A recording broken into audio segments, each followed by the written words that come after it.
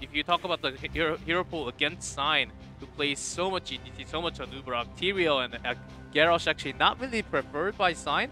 So if they have just banned that out, I think they're good to go for the draft.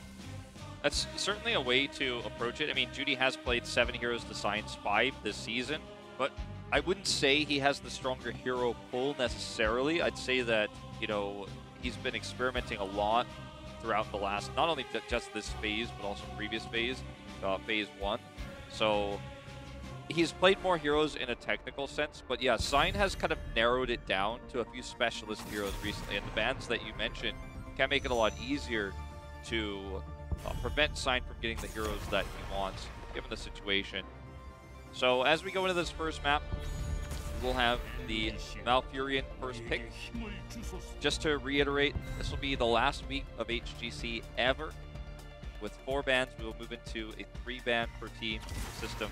We will have 6 bans available starting from next week. So we'll have my favorite Yrel skin, with Yrel pulling up the top lane. Malfurion taken from Miracle basically means they're giving up the other 2. This has been Yrel. Phoenix and Malfurion first pick so hard. So Miracle, they actually chose this. This is a brilliant move, taking Signs of Nubarak out of there. Already grabbing Leeming as well. That's not something you see too much from Miracle actually, but I think they just wanted Frankel to play on that, his favorite hero, Leeming.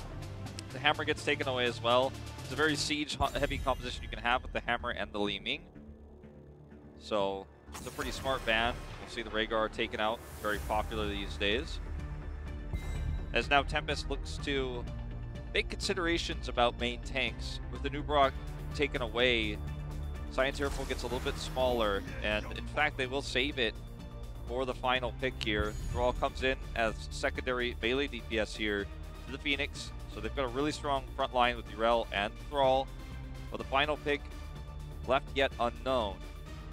We did have 2 lane swaps because of Yrel, Thrall. We do have 2. This may actually be a game with Yrel tank. Sign has been using lots of Yrel, but not too much as a tank. It was considered in his personal stream as well, but we'll have to see the final pick. Yeah, I mean, it's something I've been talking about a lot. I know J-How has been mentioning this a lot too. One of our analysts from NA.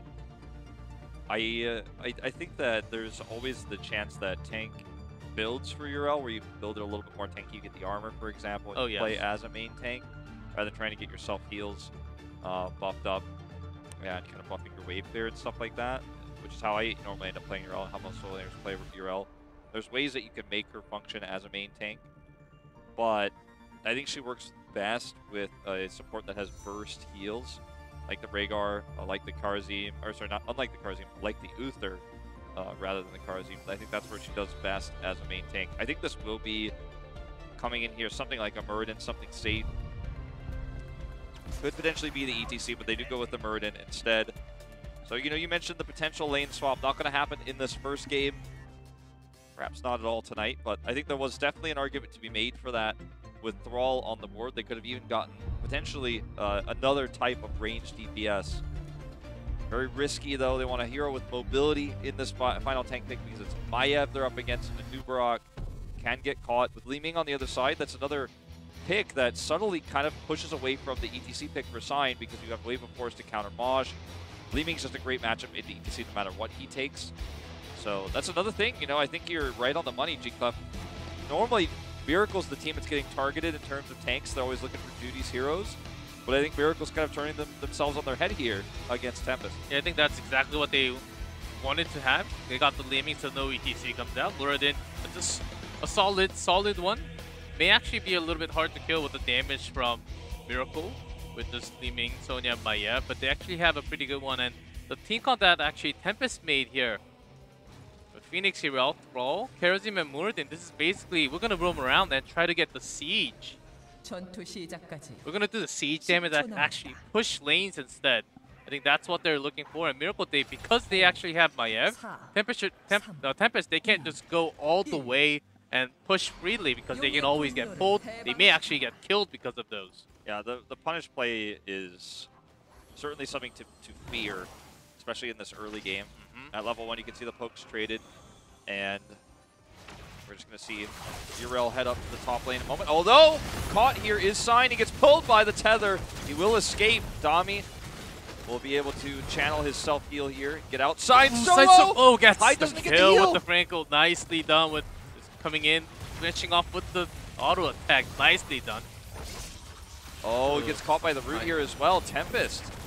A rough start here at level 1. Sign thought he was going to survive, but had getting that maximum orb damage. And Frankel just diving in. He has been known as a leaving player, even back in phase 1, and Lockdown's second dead. one down already. Lockdown never really known for his Thrall play, shall we say. And so far in this part, if I check, he's played 1 game. He did win the map there. Remember, Tempest has had mostly easier opponents thus far this season. Now, this is actually kind of a funny thing when you play Sonya against Yrel, because both players have a nice wave clear with self-heal, the Whirlwind versus, of course, the Q coming out for Yrel. The name eludes me at the moment, but how that's timed ends up being really interesting. Sonya will win the wave clear battle in general overall, but Yrel took the auto attack heals after abilities at level 1, so if she trades with Sonya and starts attacking Sonya and threatening her with the hammer, then it's a little bit more difficult for Sonya to lane. So it's a pretty even matchup, but it can be very frustrating for the Sonya player if the Yrel is experienced, especially with her insanely high health pool even early on in the game. I actually like the ban as well from Miracle, because they have been having troubles against Tempest, against Genji, Ballistics, against the macros, so they just banned out the Haka. Says, we're not going to get your favor. You can't really macro this one out. Of course, you will be looking for that, but not in this case, as that was banned out. Pretty nice Oro charge, but not much of a follow-up, as Sniper already used most of his skills already. I mean, Sign's in trouble. Miracle is getting so much out of this Maiev pick.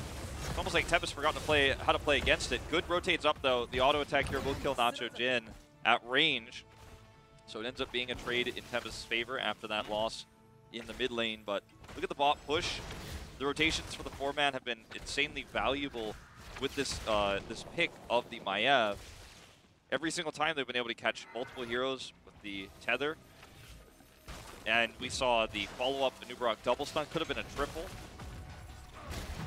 Very well executed this Miracle's early game with this comp that has so many ways to get picks in the early game, get those early kills. Judy so far plays a little different of the Nubarak. I think he really got the feel and the style of how he was trying to catch up to Nubarak from Sign last weekend. He was always coming out from the side, not really all the way from the front where it's already seen.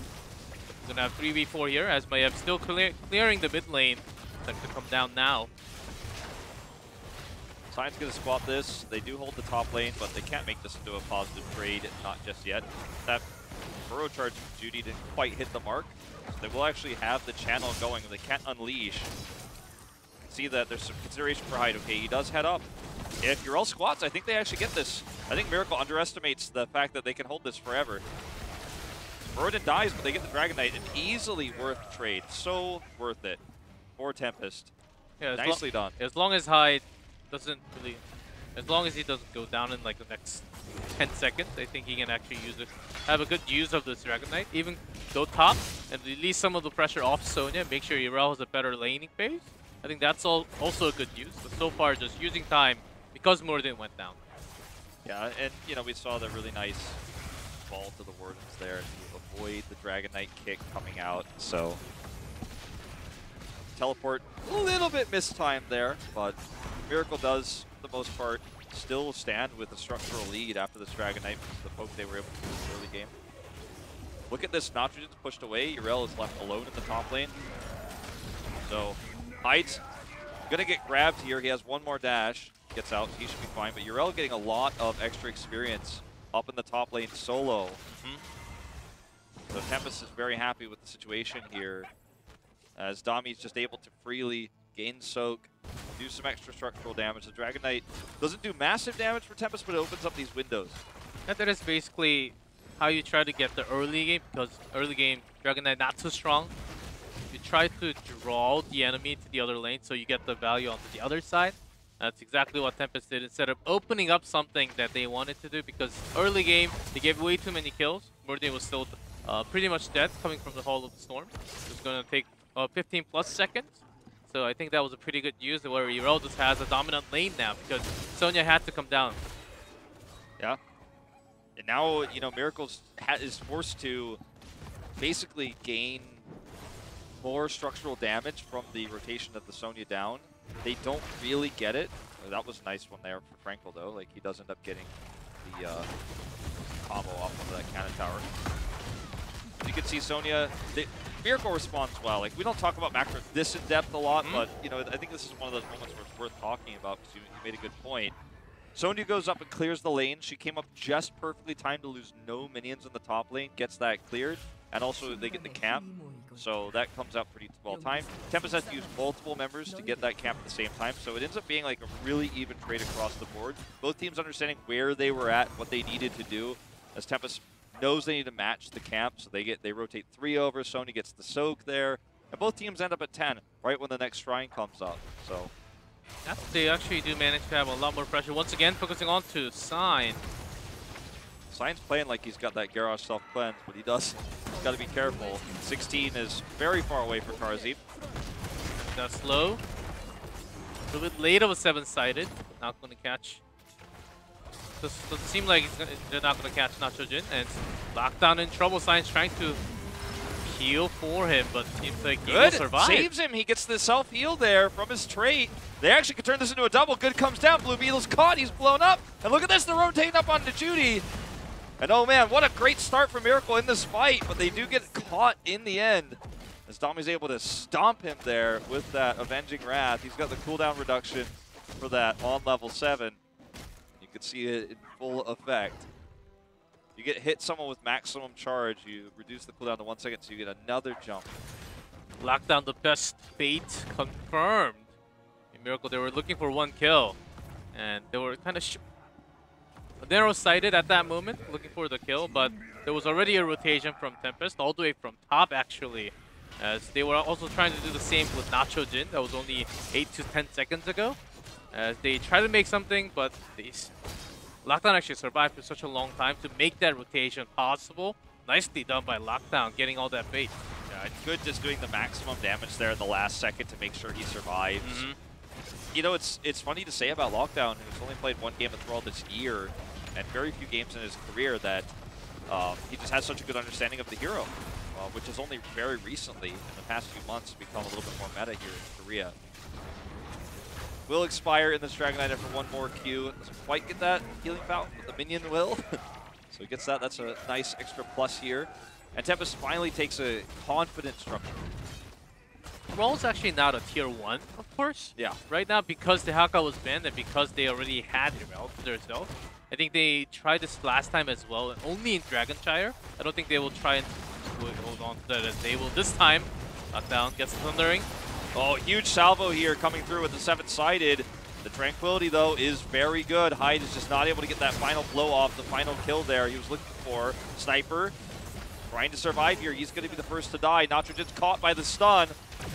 Salvo actually finally really goes off here and makes an impact. It was interrupted earlier. That was going to be a huge one, but they did stop it. When it finally does go off, the damage is massive. The chase continued. Judy gets stuck in there. I think people really underestimate the slow of Yrel with her Avenging Wrath. Like, that actually does so much to retreating teams, especially if you can use your trait to just activate it. You press D, you jump on them, and when you do that, you get the cooldown reduction as well. And if you charge it up maximally as well, like whichever way you want to do it, then you just get 2 big slows. Or if you do it without using the D, you slow everyone, and then you walk through when another slow comes through, and you stun everyone back towards the enemy team.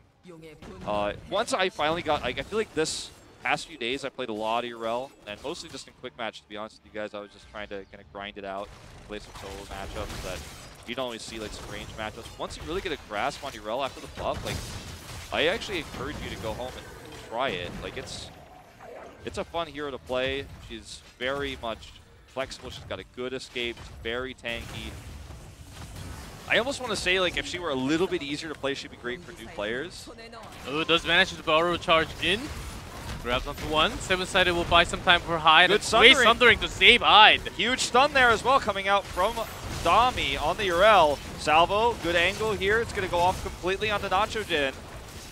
They're starting to win this fight. Sign has the Avatar out. He survives through a lot of this damage. He's getting the armor there as well. Jumps back in. With the fountain, Rango looks for a kill, but not even close. Dami's looking for more. He can actually go ahead and activate his E. Here he goes.